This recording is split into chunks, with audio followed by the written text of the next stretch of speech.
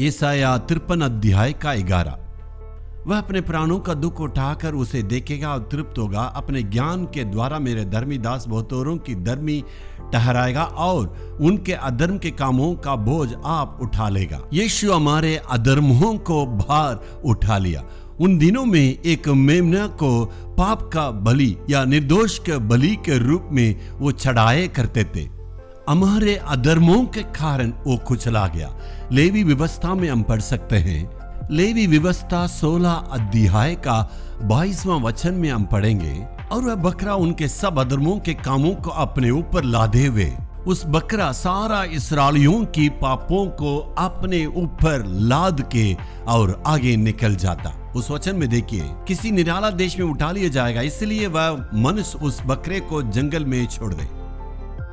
उस जंगल में लादे हुए उस बकरे क्या किया, उस अधर्मों को उठा लिया। इस बकरे का कर्तव्य क्या है? इस्राएलियों की सारे अधर्मों को उठा ले जाना पड़ेगा।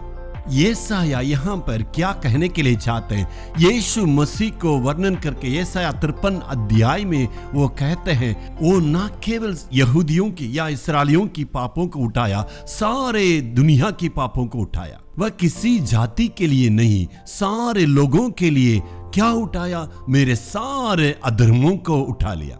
अधर्मों का मतलब क्या है?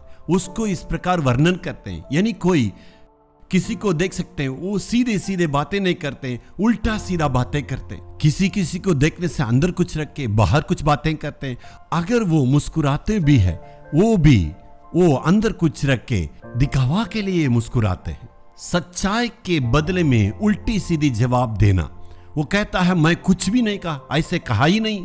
और इससे बढ़कर वो क्या कहता है मालूम है? मैं ऐसे कहा ही नहीं, मैं ऐसे कुछ बोला ही नहीं। इसका मतलब उल्टी सीधी बातें कहते हैं। इसी को कहते हैं अधर्म की बातें। इसका मतलब यीशु मसीह ना केवल मेरे सारे पापों को उठाया, मैंने मेरे जीवन में जो उल्टी सीधी बातें की, हेराफेरी की है, बदल के जो बातें की, ये सारी बातें अधर्म, उसको भी यीशु उठा लिया है।